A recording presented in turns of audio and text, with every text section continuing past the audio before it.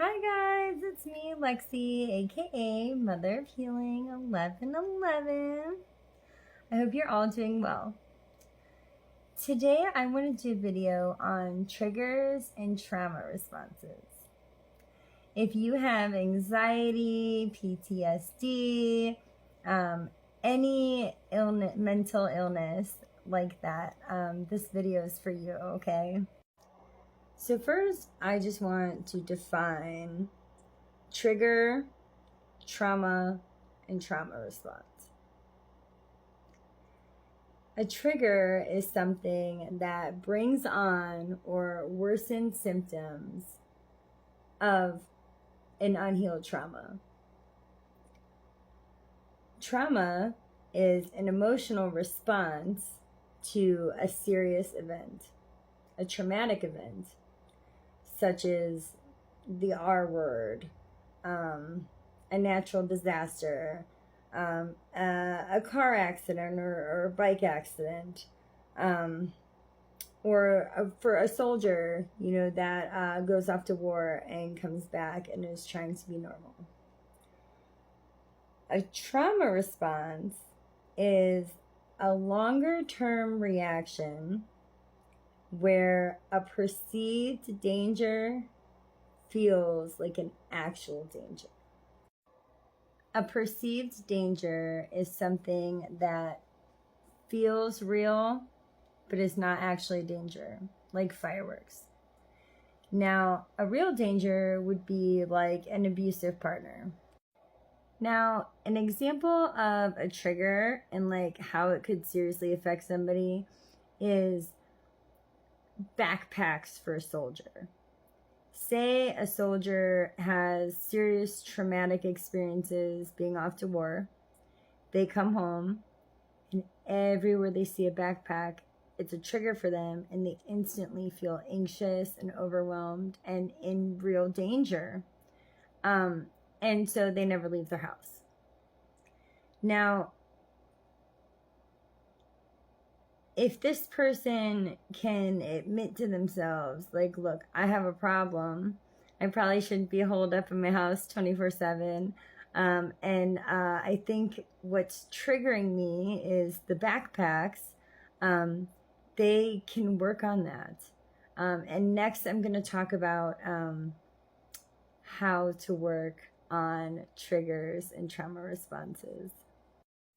So here are some things you can do to work on triggers and trauma responses. First and foremost, you have to know what they are. You have to be aware that when I see these things, when I feel these things, when these things happen around me, they are triggering me to feel ways that I don't need to feel right now. You need to ask yourself, is what I'm feeling actually life-threatening? Become aware of the physical and emotional responses that you have. Does my stomach hurt when I see this? Do I feel like I'm going to pass out? Is it just an emotional thing? Do I feel sad? Do I feel overwhelmed? And then ask yourself if these things really are dangerous. If I'm a recovering addict and my trigger is spoons, is it really dangerous for me to see a spoon? I gotta tell myself, that's probably not rational for me to feel like I'm gonna vomit, and to be terrified, just because I saw a spoon. Okay, and so the last thing that I would suggest doing, and at first I want to say, I'm not suggesting to do this if your trauma is fresh.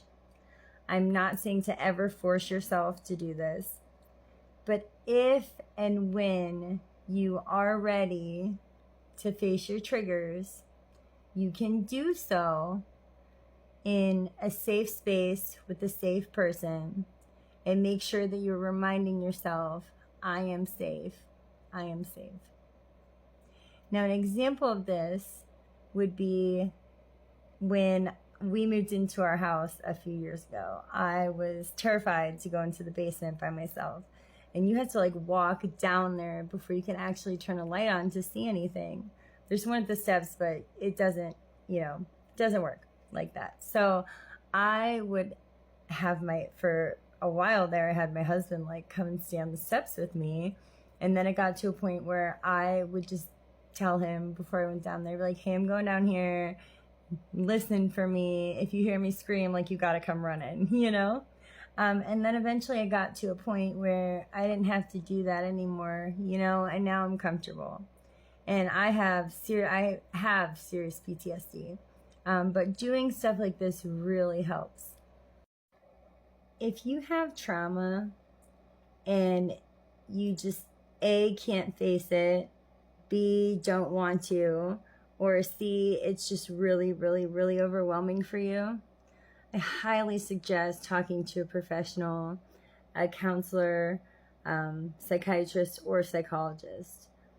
Thank you guys so much for being here with me. I absolutely am so grateful of the community, the building here on TikTok and Facebook and everything. I love you guys from the bottom of my heart. Bye.